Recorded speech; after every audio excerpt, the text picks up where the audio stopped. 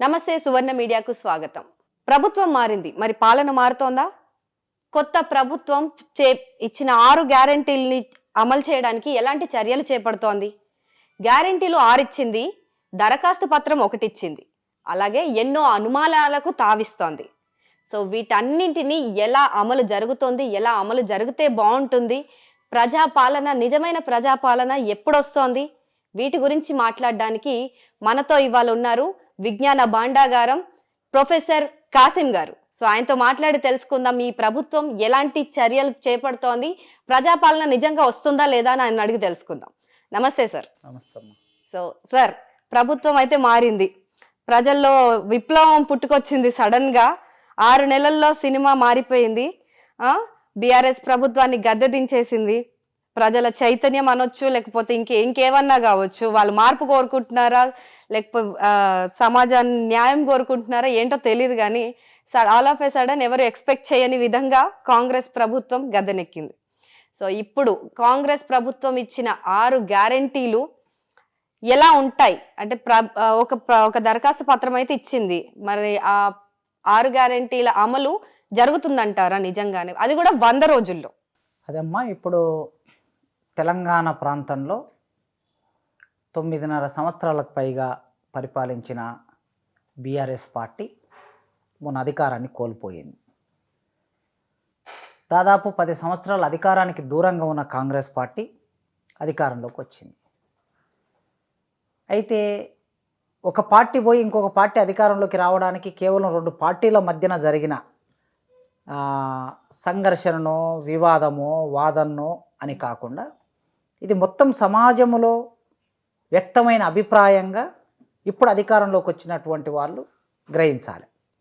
కేవలం కాంగ్రెస్ పార్టీ నాయకులు, కాంగ్రెస్ పార్టీలో ఇవాళ ముఖ్యమంత్రి అయిన రేవంత్ రెడ్డి గారు, లేకపోతే రాహుల్ గాంధీ గారో, ప్రియాంక గాంధీ గారో చేసిన పోరాటం వలన, వాళ్ళు చేసిన ప్రచారం వలన కాంగ్రెస్ ప్రభుత్వం అధికారంలోకి వచ్చింది అనుకోవడానికి వీల్లేదు. వాళ్ళ ప్రయత్నం ఒక పొలిటికల్ పార్టీగా వాళ్ళు చేశారు. నిజంగా తెలంగాణ ప్రాంతంలో ప్రతిపక్షంగా ఉన్నటువంటి కాంగ్రెస్ పార్టీ ఈ 9.5 సంవత్సరాల కాలంలో ప్రతిపక్ష పాత్రని ఎగ్జాక్ట్లీ నిర్వర్తించకపోవటం మూలంగా ఒక శూన్యం ఏర్పడింది. రాజకీయ శూన్యం అంటాం దీన్ని.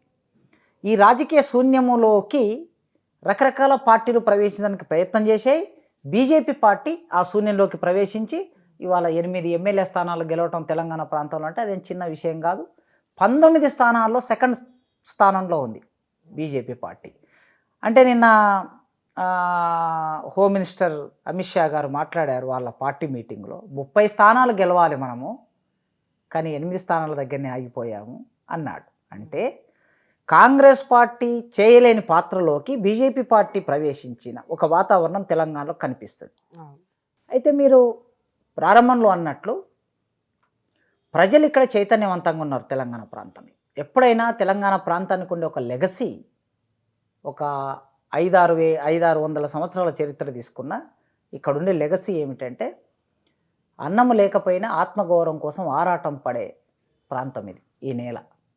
ఆ నేలలో ఉన్నటువంటి ప్రజలు 9.5 సంవత్సరాల కాలంలో బీఆర్ఎస్ పార్టీ పరిపాలన, గతంలో టీఆర్ఎస్, తర్వాత బీఆర్ఎస్, వీళ్ళ పరిపాలన కాలంలో స్వేచ్ఛ లేదు, ప్రజాస్వామ్య విలువలు లేవు, రాజకీయ ఆకాంక్షలను వ్యక్తం చేయడానికి అవకాశం లేదు. ప్రజలు తమ ఆకాంక్షల్ని ప్రభుత్వం దృష్టికి తీసుకెళ్లటం వివిధ పోరాట రూపాల్లో తీసుకెళ్తారు. దానికోసం హైదరాబాద్ ఇందిరా పార్క్ దగ్గర ఒక ధర్నా శిబిరం ఉండేది, ఆ ధర్నా శిబిరం కూడా లేదు. సభలు సమావేశాలు పెట్టుకుందామంటే పోలీసులు పర్మిషన్ ఇవ్వలేదు.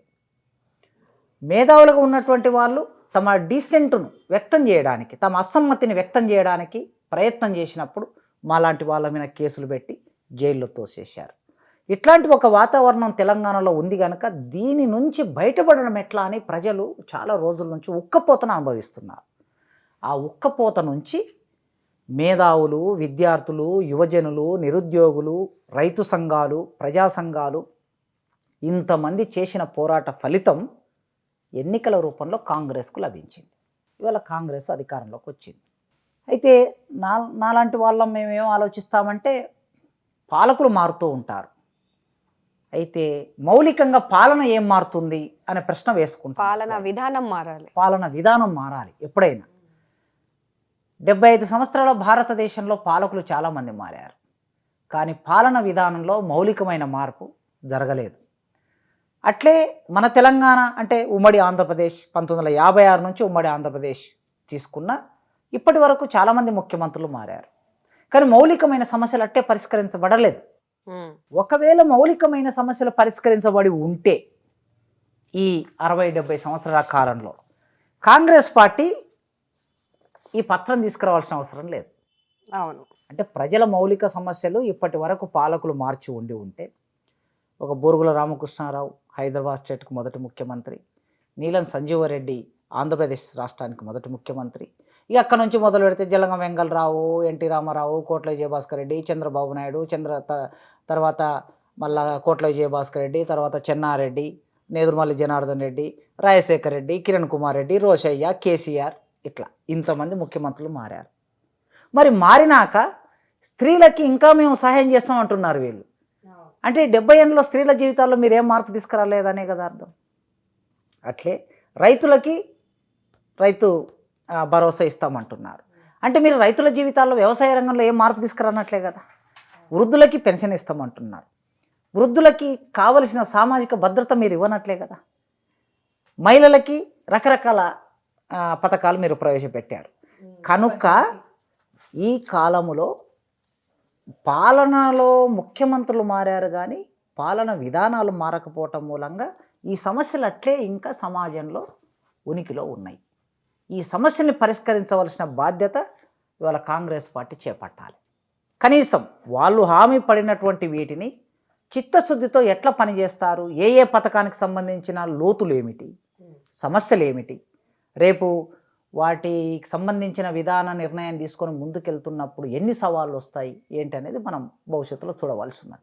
అదే సార్, ఇప్పుడు ఇది అభయహస్తం అని ఇచ్చారు మనకి, కాంగ్రెస్ పార్టీ వాళ్ళు ఇచ్చిన దరఖాస్తు పత్రం ఇది. అంటే 6 గ్యారంటీలకు కలిపి ఒక దరఖాస్తు పత్రం ఇచ్చారు. ఈ గతంలో ఏ ప్రభుత్వం కూడా ఇలాంటి ఒక విధానాన్ని అయితే తీసుకురాలేదు. ఇదొక మంచి పరిణామమే. అంటే ఊరికే ప్రతి ఒక్క పథకానికి వెళ్ళి అప్లై చేసుకునే బదులు ఇలాంటి ఒక అవకాశం కల్పించడం మంచిదని అందరూ భావిస్తున్నప్పటికీ చూద్దాం ఒకసారి. దీంట్లో వెనకాల పథకాలు కూడా ఉన్నాయి, ఎలా అప్లై చేయాలనేది. నార్మల్గా ఫస్ట్ అయితే దరఖాస్తుదారు వివరాలకు సంబంధించి, కుటుంబ వివరాలకు సంబంధించి ఉన్నాయి. ఆ తర్వాత మనకి సెకండ్ పేజీ నుంచి ఇక్కడ గ్యారంటీలు, వాళ్ళు ఇచ్చిన 6 గ్యారంటీలు ఏవైతే ఉన్నాయో అవి లైన్గా ఉన్నాయి అన్నమాట. మనకి ఏ గ్యారంటీ కోసం ఏ పథకం మనకు కావాలనుకుంటున్నామో ప్రజలు అది టిక్ చేసుకోవాలి అని ఉంది. సో ఒక్కసారి మీరు అది చూసి మా ప్రేక్షకులకు వివరిస్తే బాగుంటుంది. అయితే ఇప్పుడు ఇక్కడ వాళ్ళు ఇచ్చినటువంటి మొదటి ఈ దరఖాస్తు పత్రాన్ని నింపడానికి మొదటి అర్హత వైట్ కార్డ్, తెల్ల రేషన్ కార్డు ఉండాలి. తెల్ల రేషన్ కార్డు ఉన్న వాళ్ళు మాత్రమే దీనికి అప్లై చేసుకోవడానికి అర్హులు. అవును, వాళ్ళందరూ ఇందులో ఉన్నటువంటి అన్ని పథకాలకు అర్హులు. మన తెలంగాణ రాష్ట్రంలో తెల్ల రేషన్ కార్డు ఉన్న వాళ్ళు వీటన్నిటికీ అప్లై చేసుకోవచ్చు. దాంట్లో మహాలక్ష్మి పథకం ఉన్నది. ఇక్కడ ఏమంటున్నారు, స్త్రీలకి ప్రతి నెల 2500 ఆర్థిక సాయం చేస్తామంటున్నారు. మన జనాభాలో 4 కోట్ల మంది తెలంగాణ జనాభా ఉందనుకుంటే 4 కోట్లలో 2 కోట్ల స్త్రీలు ఉంటారు. అవును, ఈ 2 కోట్ల స్త్రీలలో 50%కు పైగా 50 నుంచి 60% వైట్ రేషన్ కార్డు కలిగిన వాళ్ళు ఉంటారు. అంటే 1 కోటికి పైగా వైట్ రేషన్ కార్డు ఉన్న స్త్రీలు ఉంటే వాళ్ళందరికీ ఆర్థిక సహాయం అందించటం, 2500 రూపాయల ఆర్థిక సహాయం అందించటం అనేది ఒక పథకం పెట్టారు. అట్లే గ్యాస్ సిలిండర్ 500కి గ్యాస్ సిలిండర్ సరఫరా చేస్తామని. అయితే నా ఉద్దేశంలో నేనేమంటానంటే, ఎప్పుడైనా సరే ఈ పథకాలన్నీ ప్రభుత్వం తన సామాజిక బాధ్యతగా ప్రజలకు సంబంధించిన అవసరాలు తీర్చాలి. అయితే ప్రజలకి అవసరాలు తీర్చుతున్న క్రమంలో ప్రభుత్వం దగ్గరికి వచ్చే డబ్బు ఎక్కడి నుంచి వస్తుంది? ప్రజల నుంచే వస్తుంది. ఇదేదో ఇక్కడ తెలంగాణ రాష్ట్రంలో రేవంత్ రెడ్డి గారి జేబులో నుంచో లేదా కేంద్రంలో మోడీ గారి జేబులో నుంచో పెట్టే డబ్బు కాదు ఇది. నేను ఎప్పుడో విన్నాను, ఈ మధ్యన ఒక 15 రోజుల కిందట రేవంత్ రెడ్డి గారు అమెరికాలో ఉండి మాట్లాడిన ఒక వీడియో బాగా వైరల్ అయ్యింది. ఆయన అమెరికాలో ఉండి ఏం మాట్లాడుతున్నాడంటే ఉచితాలని ప్రజలు అడుగుతారు, మీరు ఉచితాలని ఎందుకు అడుగుతున్నారు, మీరు అడగటం మూలంగా మేము ఇస్తున్నాం, మీ నుంచి మేము ఓట్లు తీసుకోవాలి కనుక ఉచితాల పేరు చెప్తే మీరు ఓట్లు వేస్తారని మేము ఉచితాలు ఇస్తున్నాం, ఆ వాటికి డబ్బులు ఎక్కడో తీసుకొస్తాం, మళ్ళీ మీ దగ్గర నుంచే మేము పన్నులు వేస్తాం, డబ్బులు తీసుకొని మీకు ఉచితాలు ఇస్తాం. ఫ్లోలో నిజం చెప్పేశాడు ఆయన. ఎప్పుడు ఒక 3-4 సంవత్సరాల కిందట మాట్లాడినట్టు. అవును, అది ఇప్పుడు కనుక ఇప్పుడు ఆయన ముఖ్యమంత్రి అయిన తర్వాత ఆనాడు చెప్పిన మాట, ఇప్పుడు ముఖ్యమంత్రి అయిన తర్వాత వారు ఇచ్చిన మాట. అండ్ మహాలక్ష్మి పథకంలో భాగంగానే ఇందులో మెన్షన్ చేయండి ఉచిత బస్సులు, అంటే మహిళలకు ఉచిత బస్సు సౌకర్యం కల్పించారు. అవును. అయితే ఇక్కడ ఉచిత బస్సు సౌకర్యం కల్పించటం, పేద ప్రజలు వివిధ చిన్న చిన్న పనులు చేసుకొని బతికేవాళ్ళు హైదరాబాద్ లాంటి నగరాల్లో, జిల్లా హెడ్ క్వార్టర్స్లో, లేదా ఒక గ్రామం నుంచి మండలం వెళ్ళాలన్నా, తాలూకా వెళ్ళాలన్నా, జిల్లా వెళ్ళాలన్నా, స్త్రీలు ఏదైనా పని మీద వెళ్ళి రావాలంటే తక్కువ ఒక 100 రూపాయలు మినిమం, ఒక 100 రూపాయలు ఖర్చు అయ్యే పరిస్థితి ఉంటుంది రవాణా కోసం. సరే, వాళ్ళ ప్రభుత్వం ఈ నిర్ణయం తీసుకున్నది. సేమ్ టైం ఏం చేయాలంటే, ఆర్టీసీ అనేది ఒక పెద్ద సంస్థ, ఎన్నో రోజుల నుంచి ఉన్నటువంటి సంస్థ. ఈ ఆర్టీసీ నష్టాల్లో ఉండి చాలా సమస్యలు ఎదుర్కొంటుందని గత ప్రభుత్వాలన్నీ చెప్పాయి. మరి ఇప్పుడు ఇంతమందిని ఉచితంగా బస్సు ప్రయాణం చేస్తున్నప్పుడు ఆర్టీసీకి కలిగే నష్టాన్ని మీరు ఏ రూపంలో పూరిస్తారు అనే స్పష్టత లేదు. అంటే ఒక డిపార్ట్మెంట్ నుంచి వచ్చే డబ్బును తీసుకొచ్చి ఈ డిపార్ట్మెంట్ మీద ఖర్చు చేస్తారా, లేకపోతే ఈ డిపార్ట్మెంట్లోనే డబ్బును క్రియేట్ చేసి మీరు స్త్రీలకు ఉచితంగా రవాణా కల్పిస్తారా అనే స్పష్టత లేదు. లేకపోతే ఏమవుతుందంటే ఆ డిపార్ట్మెంట్ మొత్తం సంక్షోభంలో పడిపోయి, ఆ డిపార్ట్మెంట్ మూతపడిపోయి, దాని మీద ఆధారపడుతున్నటువంటి లక్షలాది మంది ఉద్యోగులు ఉన్నారు, కండక్టర్లు ఉన్నారు, డ్రైవర్లు ఉన్నారు, మెకానికులు ఉన్నారు. దానికి అనుబంధంగా ఉంటాయి చాలా. అంటే ఒక బస్టాండ్ ఉందంటే ఆ బస్టాండ్లో రకరకాల షాపులు, టీ కొట్టు పెట్టుకుంటారు, పుస్తకాల షాప్ పెట్టుకుంటారు, రకరకాల షాపులు పెట్టుకొని జీవించే వాళ్ళు ఉంటారు. అంటే నేరుగా కనీసం ఒక 1,00,000 మంది దాని మీద ఆధారపడి బతుకుతే ఎంప్లాయీస్గా, ఇండైరెక్ట్గా ఇంకో 2-3 లక్షల మంది ఆధారపడి బతుకుతారు. కనుక ఆర్టీసీ అనే సంస్థ సంక్షోభంలోకి నెట్టివేస్తే ఒక 3-4 లక్షల కుటుంబాలు రోడ్డు మీద పడతాయి. అందుకే నేనేమడుగుతున్నంటే, ప్రభుత్వం స్పష్టం చేయాలి ప్రజల ముందు, ఏదైనా పబ్లిక్ డొమైన్లో పెట్టాలి. ఎందుకంటే మనది ప్రజాస్వామ్య ప్రభుత్వం కనుక. ఇప్పుడు మొన్న మీరు ట్యాగ్ పెట్టుకున్నారు కదా సార్, ఇప్పుడు ప్రజా పాలన అని. ఎగ్జాక్ట్లీ. సో వీళ్ళైతే ఇంకా వేరే వాళ్ళు చెప్పకపోయినా పర్లేదు, కానీ వీళ్ళు ఖచ్చితంగా చెప్పాలి. మొన్న అసెంబ్లీలో ఏ విధంగా అయితే మీరు పవర్ ప్రజెంట్ చేసి గత ప్రభుత్వం ఏ విధంగా డబ్బులు ఖర్చు పెట్టింది, ఏ విధంగా ఒక దగ్గర నుంచి మరో దగ్గరికి డైవర్ట్ చేసింది అనే విషయాలు మొత్తం చెప్పి, అన్ని డిపార్ట్మెంట్లు సంక్షోభంలో ఉన్నాయి, ఆర్థిక సంక్షోభంలో ఉన్నాయి. ఇప్పుడు జీరో మన యొక్క ప్రభుత్వం దగ్గర ఉండే నిల్వ, రోజువారీ ఖర్చులు ఉంటాయి. ఈ రోజువారీ ఖర్చులు పన్నుల రూపంలో వస్తాయి. రోజువారీ ఖర్చులు ఉదాహరణకి ఒక 100 కోట్ల అవసరం వస్తే 30 కోట్లు మాత్రమే గవర్నమెంట్కి వస్తున్నాయని లెక్కలు చెప్తున్నారు. అంటే మిగతా 70 కోట్లు ఎక్కడి నుంచి తెచ్చి పెడుతున్నట్లు. అంటే ఆ పరిస్థితి ఉన్నప్పుడు ఆ విధంగానే ఆర్టీసీ అనే ఒక వ్యవస్థని మేము ఈ విధంగా డెవలప్ చేయబోతున్నాం అని చెప్పి ఒక విజన్ డాక్యుమెంట్ ఇవ్వాలి. ఇచ్చినప్పుడు మనందరికీ అర్థమవుతుంది. ఇప్పుడు ప్రైవేటు సంస్థ బస్సులు ఉంటాయి, రవాణా వ్యవస్థ ఎక్కువగా ఆర్టీసీ కన్నా ప్రైవేట్ రవాణా వ్యవస్థనే ఎక్కువగా ఉన్నది. ఆటోలు ఉన్నాయి, జీపులు ఉన్నాయి, తర్వాత ట్రక్ DCMలు, ట్రక్కులు, రకరకాల ఓలా, ఊబర్ ఇవన్నీ ఉన్నాయి. మరి వీటి మీద ఆధారపడినటువంటి వాళ్ళు కూడా మన సమాజంలో భాగమే. వాళ్ళు మన అన్నలో, మన తమ్ముల్లో, మన బంధువులో, మన ఊరివాడు, చుట్టువాడు, పక్కవాడు ఎవరో ఉంటారు. వాళ్ళకు సంబంధించిన మొన్ననే ఆటో కార్మికులందరూ మేము రోడ్డు మీద పడిపోతున్నాం అనే ఒక ధర్నా చేస్తున్నారు. అందుకే ఈ సందర్భంగా మీ మీడియా ద్వారా నేను ప్రభుత్వం ముందు పెడుతున్నది ఏంటంటే, మీరు ప్రైవేటు రవాణా వ్యవస్థని మొత్తం బంద్ చేస్తారా? బంద్ చేస్తే ఆ ప్రైవేటు రవాణా వ్యవస్థ మీద ఆధారపడి బతుకుతున్నటువంటి వాళ్ళకి ఆల్టర్నేటివ్ ఉపాధి ఏమిటి? లేదు ఆర్టీసీలే నుంచి మేము డబ్బుల్ని రాబట్టడానికి రకరకాల వ్యవస్థల్ని రూపొందిస్తారా? భిన్న రాష్ట్రాలకి, భిన్న ప్రాంతాలకి ఎక్కువ బస్సుల్ని వేసి ఆ బస్సులలో ఎక్కువ మంది ప్రయాణం చేసేటట్లు చేసి వచ్చే డబ్బుతో మేము ఈ నష్టాన్ని పూరిస్తావా? ఏ విధంగా అనేది మీరు ఒక స్పష్టమైన విజన్ డాక్యుమెంట్ ఇవ్వాల్సి ఉన్నది. లేకపోతే మనకి ఇది ఒక సందేహంగానే మిగిలిపోతుంది. ఎగ్జాక్ట్లీ. ఎంత పెద్ద సందేహం అంటే, ఇప్పుడు మీరు అన్నట్టుగా ఇప్పుడు ఆర్టీసీలో పనిచేసే ఉద్యోగులు సంక్షోభంలోకి వెళ్ళిపోతారు, వాళ్ళ కుటుంబాలు రోడ్లో పడిపోతాయి. అందుకని ఒక కండక్టర్ ఏం చేశాడు తెలుసా సార్, రీసెంట్గా ఒక వీడియో వైరల్ అయింది, వీలైతే ఆ వీడియో పక్కన ప్లే చేద్దాము. ఆయన మహిళలు లేరు బస్సులో, మహిళా ప్రయాణికులు ఎవరు లేకపోయినా కూడా ఆయన టికెట్లు కొడతా ఉన్నాడు. ఇప్పుడు ప్రభుత్వం నుంచి బిల్లులు పెట్టాలి కదా, ఆ డబ్బులు ఎవరివి? ప్రజల డబ్బులు కదా. మరి ప్రజల డబ్బులు అట్లా దుర్వినియోగం అవుతుంటే ఏం చేస్తారు? ఎక్కడని కంట్రోల్ చేస్తారు? ఇలా ఉచితాలు పెట్టి మా డబ్బులు మళ్ళీ మా దగ్గర నుంచి ఇట్లా ఎందుకు దోచుకుంటున్నారు? అదే ఈ ప్రశ్నలన్నీ వస్తాయి రేపు. అందుకే ఈ ప్రశ్నలన్నీ వస్తాయి గనక వెంటనే ప్రభుత్వం ఏం చేయాలంటే, మేము ఈ పద్ధతిలో వెళ్ళాలనుకుంటున్నాం అని చెబితే కొన్ని ప్రశ్నలకి నివృత్తి జరుగుతుంది. మిగతా విషయాలు ఆచరణ క్రమంలో మనం ముందుకు వెళ్ళినప్పుడు, ఒక పథకం అమలు చేస్తున్నప్పుడు, ఫీల్డ్లోకి క్షేత్రస్థాయికి వెళ్ళినప్పుడు కొన్ని సమస్యలు వస్తాయి. అప్పటికప్పుడు వచ్చే సమస్యలు మళ్ళీ వాటికి తగినటువంటి సమాధానాలు వెతుక్కుంటాం. కానీ మొదలైతే ఇప్పుడు ఇన్ని పథకాలకి డబ్బులు ఎక్కడి నుంచి తెస్తారనేది మొదటి ప్రశ్న. ప్రభుత్వ ఉద్యోగస్తులు మన తెలంగాణ రాష్ట్రంలో పబ్లిక్ సెక్టార్లో ఉన్నటువంటి వాళ్ళు, ప్రభుత్వ ఉద్యోగస్తులు అందరు కలుపుకుంటే ఒక 3 లక్షల మంది ఉన్నారనుకుంటే, ఈ 3 లక్షల మందికి జీతాలు ఇవ్వటమే కష్టమవుతుంది. 1వ తారీఖు జీతాలు రావటం లేదు. 25 పోయిన గవర్నమెంట్ ఉన్నప్పుడు 25, 26వ తారీఖులలో కూడా జీతాలు తీసుకున్నారు. 1వ తారీఖు రావాల్సిన జీతం 25వ తారీఖు వెళ్ళిందంటే నీ దగ్గర డబ్బు లేదని అర్థం. దానితో పాటు చాలా వాటికి చెల్లింపులు ఆగిపోయాయి. కాంట్రాక్టర్లు ఉన్నారు, రోడ్డు వేసిన వాళ్ళు, కాలువలు తీసిన వాళ్ళు, బిల్డింగులు కట్టిన వాళ్ళు. ఇవాళనే ఒక వార్త పతాక శీర్షికగా వచ్చింది. మనకి చే నెంబర్ నుంచి ఉప్పల్ మీదుగా వెళ్తున్నటువంటి ఫ్లైఓవర్ ఏదైతే ఉన్నదో గట్కేసర్ వరకు, ఈ ఫ్లైఓవర్ 2020 లోపుగా కట్టాల్సిన ఫ్లైఓవర్ అట. 2020 లోపుగా కట్టాల్సింది 2024 వచ్చినాం మనం. 4 ఏళ్ళు అయినా కూడా పూర్తి కాలే. ఆ కాంట్రాక్టర్ ఇచ్చిన ఎస్టిమేషన్ ఎప్పుడు కంప్లీట్ చేస్తానని గవర్నమెంట్కి హామీ పడ్డాడంటే 2020కి అని హామీ పడ్డాడు. ఇప్పటి వరకు ఎందుకు కంప్లీట్ చేయలేదంటే వాడి దగ్గర డబ్బులు లేవు. గవర్నమెంట్ నుంచి రావాల్సిన బిల్లులు ఇవ్వటం లేదు. కొన్ని వేల కోట్ల డబ్బు గుత్తేదారులకి, కాంట్రాక్టర్లకి ఇవ్వలేకపోతుంది ప్రభుత్వం, చెల్లింపులు చేయలేకపోతుంది.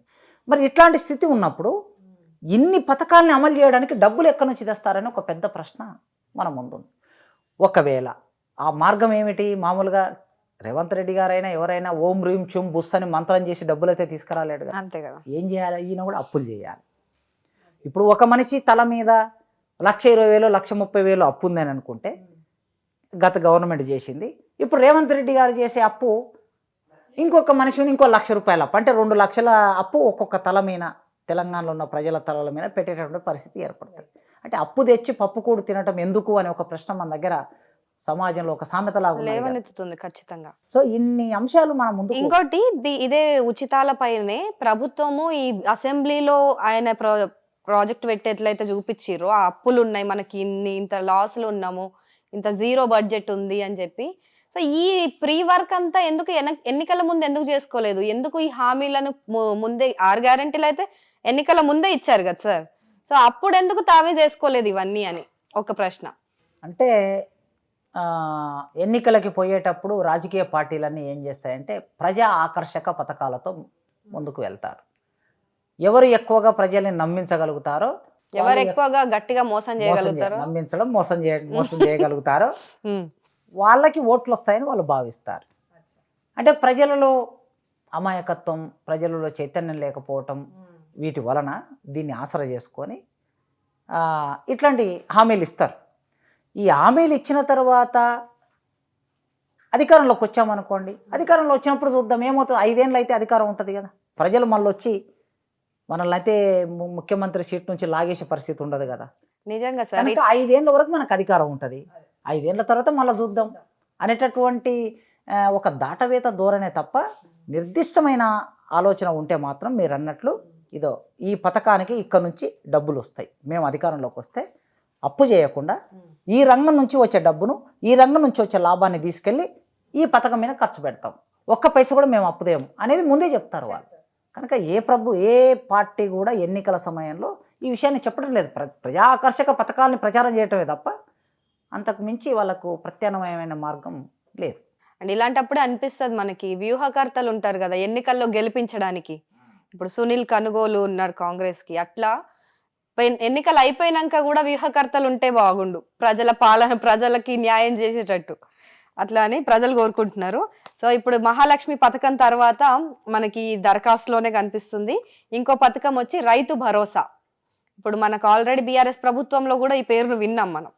సో ఈసారి రైతులకి ప్రతి ఏటా ఎకరానికి 15,000 రూపాయలు ఇస్తారట.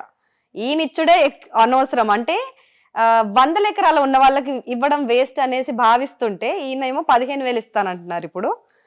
అలాగే కౌలు రైత, పట్టాదారు పాస్ పుస్తక నెంబర్లు, సాగు చేస్తున్న భూమి వివరాలు. సో ఈ పాయింట్ వచ్చేసి ఏమనిపిస్తుందంటే, ఈ సాగు చేస్తున్న భూమి వివరాలు తీసుకొని అన్నిటికీ ఇవ్వబోతున్నారా, లేకపోతే ఏమైనా కట్ చేయబోతున్నారా అనేది చాలా మందికి మైండ్ లో నడుస్తున్న క్వశ్చన్ అన్నమాట. సో దీని మీద మీ అభిప్రాయం ఏంటి సార్? అయితే నేను గతంలో కూడా ఇంతకుముందు రైతు బంధు అని ఉంది దానికి పేరు. అవును, రైట్. ఈ రైతు బంధు అనే పేరు మీద ఆయన ఎకరానికి 5,000 ఇచ్చాడు ఒక పంటకి. 2 సార్లకి 10,000 ఇచ్చాడు. అంటే సంవత్సరానికి ఎకరానికి 10,000 రూపాయలు ఇచ్చాడు బీఆర్ఎస్ గవర్నమెంట్. ఇప్పుడు ఈయన ఒక పంటకి ఒక ఎకరానికి 7,000 చొప్పున, 7,500 చొప్పున, అది 15,000, సంవత్సరానికి 15,000 అవుతుంది. అయితే దీంట్లో ఒక 2 అంశాలు మనం గమనించాలి. గత ప్రభుత్వము 100 ఎకరాల భూమి ఉన్న వాళ్ళకి రైతు బంధు వర్తింపజేసి, కేసీఆర్ గారు రైతు బంధు తీసుకున్నారు, రాజగోపాల్ రెడ్డి గారు రైతు బంధు తీసుకున్నారు, కోమటిరెడ్డి వెంకరెడ్డి గారు తీసుకున్నారు, ఈటల రాజేందర్ గారు తీసుకున్నారు, 1 ఎకరం ఉన్నటువంటి రైతు కూడా తీసుకున్నారు. దీనికి ఒక పరిమితి లేదు. హైదరాబాద్ చుట్టుపక్కల రంగారెడ్డి లాంటి జిల్లాలో కొన్ని 100 ఎకరాలు కార్పొరేట్ కంపెనీలు లేదా భూస్వాములు ఉన్న డబ్బులు ఉన్నటువంటి వాళ్ళు, సినిమా యాక్టర్లు, పెట్టుబడిదారులు, రాజకీయ నాయకులు 100 ఎకరాలు, 200 ఎకరాలు, 300 ఎకరాలు బినామీ పేర్ల మీద కొనేశారు. వీటికి కూడా రైతు బంధు వర్తింపజేశాడు. రైతు లేడు అక్కడ, రైతు సాగు ఉండదు. అదే భూమి చుట్టూ కంచె వేసి ఒక భూమి మాత్రం కనిపిస్తుంది మనకు. మామూలుగా రైతు బంధు అనేది దేనికోసం? పంట పండియడానికి, పెట్టుబడి. దాని కాన్సెప్ట్ పెట్టుబడి. పంట పండియాలంటే రైతుకు పెట్టుబడి కావాలనక ఆ పెట్టుబడి అవసరం కోసం ఇచ్చారు, ఇవ్వాలి లెక్క ప్రకారం. అది కాకుండా పెట్టుబడి అవసరం ఉన్న రైతులు ఎంతమంది ఉన్నారో దానికి రెట్టింపు పంట పండించిన రైతులకి రైతు బంధు పోయింది అవును గతంలో. మరి ఇప్పుడు ఈ ప్రభుత్వం ఏం చేస్తుంది? ఏమైనా పరిమితి పెడుతున్నారా? 10 ఎకరాలు, 15 ఎకరాలు, మన దగ్గర సాలీన ఉన్నటువంటి తీసుకుంటే 5 ఎకరాలు నుంచి 10 ఎకరాల మధ్య ఉన్న రైతులు ఎక్కువ మంది ఉంటారు. మిగతా ఎకరము, అరెకరము, 2 ఎకరాలు, ఎకరన్నర ఉన్నటువంటి వాళ్ళు చిన్న రైతులు ఉంటారు. ఈ మధ్యతరగతి రైతులు ఎవరైతే ఉంటారో వీళ్ళని ఒక ప్రాతిపాదికగా తీసుకోవాలనేది నా అభిప్రాయం వ్యక్తిగతంగా. అంటే 5 నుంచి 10 ఎకరాలు మధ్యలో ఉన్నటువంటి రైతులు, నిజంగా సాగు చేసేటటువంటి వాళ్ళు ఎవరైతే ఉంటారో వాళ్ళకి రైతు బంధు అందాలి. అట్లే ఇంకా అసలు ప్రభుత్వం సహాయం అనేది కేవలం 15,000 ఇచ్చి చేతులు దులుపుకోవడం కాకుండా అసలు రైతుకు బంధు, రైతు భరోసా అని ఈ గవర్నమెంట్ అన్నా లేదా గతంలో రైతు బంధు అన్నా, ఇది కాకుండా ఏం ఆలోచించాలి అని నేను అనుకుంటున్నంటే, ఒక రైతు పంట పండించడానికి మొట్టమొదలు విత్తనాలు కావాలి, ఎరువులు కావాలి, పురుగు మందు కావాలి, తర్వాత పంటలో ఆ పంట పండించడానికి కావలసినటువంటి కూలి మనుషులు కావాలి పనిచేసేటప్పుడు. ఈ 4 పనులతో పాటు చిట్ట చివరికి జరిగేది పంట పండిన తర్వాత కొనుగోలు జరగాలి. అంటే ప్రభుత్వమే కొనుగోలు చేయాలి. అంటే ఒక 5 అంశాలు రైతు చుట్టూ, వ్యవసాయం చుట్టూ ఉన్నాయి. ప్రభుత్వమే ప్రతి రైతుకు, పంట పండించే ప్రతి రైతుకు ప్రభుత్వమే విత్తనాలు ఇచ్చి, ప్రభుత్వమే ఎరువు మందులు ఇచ్చి, ప్రభుత్వమే పండిన పంటను కొనుగోలు చేస్తే అసలు రైతుకు రైతు భరోసా ఇవ్వాల్సిన అవసరం ఇంకెక్కడ ఏర్పడుతుంది? నేను మొదటి నుంచి ఇది మాట్లాడుతున్నా. గతంలో రైతు బంధు ఇచ్చినప్పుడైనా ఇప్పుడైనా వీళ్ళు ఇచ్చే 15,000 దేనికి సరిపోదండి? 1 ఎకరం సాగు చేయాలంటే ఒక రైతుకు తక్కువ ఒకరోజు ఎకరం మొత్తం సాగు కావడానికి ఒక ట్రాక్టర్ పెట్టాడు అనుకోండి. ట్రాక్టర్ పెడితే గంటకు 2,000 తీసుకుంటారు. గంటకు 2,000 తీసుకుంటే ఎకరాన్ని దున్నడానికి ఒక 4-5 గంటలు పట్టింది అనుకోండి. 4 గంటలు బట్టి 4 గంటల 8,000 అవుతున్నాయి. అంటే నీవిచ్చేది 15,000, ఒక ట్రాక్టర్కి పోయేది 8,000. మిగిలినటువంటి 15,000లో మిగిలినటువంటి డబ్బులు ఏవైతే ఉంటాయో 7,000 రూపాయలు, ఈ 7,000 రూపాయలతో మందులు ఎక్కడ తెస్తాడు, విత్తనాలు ఎక్కడ తెస్తాడు, ఎరువులు ఎక్కడ తెస్తాడు, తర్వాత కూలి మనుషులకు ఎక్కడ ఇస్తాడు? ఈ డబ్బులు ఎక్కడ సరిపోవు. అంటే ప్రభుత్వం ఇచ్చే డబ్బు దేనికి సరిపోదు. అందుకే రైతుకు కావలసిన పరికరాలు గవర్నమెంట్ ఇవ్వాలి, రైతుకు కావలసిన అవసరాలని గవర్నమెంట్ తీర్చాలి. అన్నిటికన్నా ముఖ్యమైనది పంట పండించిన తర్వాత రైతుకు గిట్టుబాటు ధర లేదు, మద్దతు ధర లేదు. అమ్మబోతే అడవి, కొనబోతే కొరవి అనేటటువంటి ఒక సామెత మనం వింటూ ఉంటాం ఎప్పుడు. ప్రతి ఉత్పత్తిదారుడు తన వస్తువుకి తానే రేటు నిర్ణయిస్తున్నాడు ఈ దేశంలో. అవును, ఒక రైతు తప్ప. ఒక రైతు తప్ప. ఒక ఆయన బట్ట తయారు చేస్తే బట్టకి ఇదో 2,000, 3,000, 10,000 అని పెట్టి మార్కెట్లో దానికి లేబుల్ వేసి పెడితే మనం వెళ్ళి లేబుల్ చూసి కొనుక్కొని వస్తున్నాం. ఒక పెట్టుబడిదారుడు ఒక వస్తువును, ఒక టీవీ తయారు చేస్తే, ఒక ఏసీ తయారు చేస్తే, ఏ వస్తువు తయారు చేసినా దాని మీద లేబుల్ వేస్తే మనం వెళ్ళి కొనుక్కొని వస్తున్నాం, బేరం ఆడటం లేదు మనం. కానీ రైతు దగ్గరికి వచ్చేసరికి మనం వాళ్ళ రేటు నిర్ణయిస్తున్నాం. రైతు తను పండించిన మిర్చికి, తను పండించిన కూరగాయలకి, తను పండించిన వరికి తాను రేటు నిర్ణయించే హక్కు ఇవాళ పరిస్థితి రైతుకు లేదు. అది కల్పించాలి మనం. కల్పించి గవర్నమెంట్ ఏం చేయాలంటే డైరెక్ట్గా పొలంలోకి వెళ్ళి, కళ్ళంలోకి వెళ్ళి అక్కడి నుంచి కొనుక్కొని రావాలి. రైతు తన కళ్ళంలో నుంచి ఆ గింజలని మార్కెట్కు తీసుకురావడానికి అయ్యే ఖర్చు ఉంటుంది చూడండి, ఆ ఖర్చు కూడా ఈ గవర్నమెంట్ ఇచ్చేటటువంటి సరిపోదు. ఒక ట్రాక్టర్ పెట్టి ఒక 100 బస్తాలు ఉన్నాయంటే 100 బస్తాలను ట్రాక్టర్కో లారీకో పెట్టి దాన్ని ఒక తాలూకా హెడ్ క్వార్టర్కో జిల్లా హెడ్ క్వార్టర్కు తీసుకురావాలంటే కనీసం 10,000 ఖర్చు అవుతుంది. మరి నీవిచ్చే డబ్బులు రవాణాకే సరిపోతున్నాయి. అందుకే ఈ అన్నిటిని గవర్నమెంటే చూసినప్పుడు రైతు భరోసా కానీ రైతు బంధు కానీ అవసరమే ఉండదని నా అభిప్రాయం. ఇవన్నీ చూడటం లేదు కనుక ఈ పథకాలన్నీ తీసుకొస్తున్నారు. మౌలికమైన మార్పు అని మనం మొదల్లో అనుకున్నాం కదా. రైతు జీవితంలో మౌలికమైన మార్పు ఎప్పుడు వస్తుందంటే తాను పండించిన పంటకి తానే ధర నిర్ణయించినప్పుడు మౌలిక మార్పు వచ్చినట్లు లెక్క. రైతు తాను దున్నుతున్న భూమి మీద తనకే హక్కు పట్ట లభించినప్పుడు మౌలికమైన మార్పు వచ్చినట్లు లెక్క. సో ఈసారి మరి వ్యవసాయ కూలీలకు కూడా 12,000 ఇస్తారట ఏటా. సో ఇది ఎలా సాధ్యం పడుతుంది అసలు? వ్యవసాయ కూలీలు రోజువారీ పని చేసుకునేటటువంటి వాళ్ళు ఉంటారు.